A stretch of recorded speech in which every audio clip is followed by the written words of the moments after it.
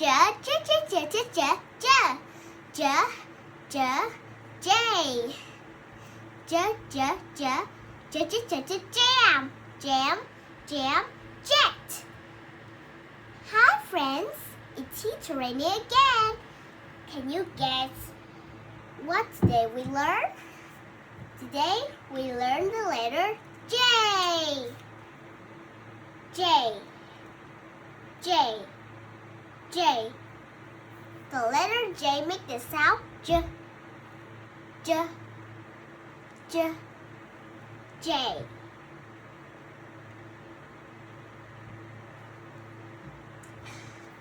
This is a jar of jam. We love jam. We put jam on bread. Jam, jam, jam, jam. J is for jam, jam, jam. And what flavor do you like? I like strawberry and lots of flavor. Do you know what is it? It's a jar. It is gold. Look, it's pretty. Jar, jar, jar. J is for jar. This is a jar. Your turn. Good job. J is for jacket. Jacket. Jacket. Do you know what thing can become jacket? Yes, it's a bottle. A bottle can become a jacket. Jet.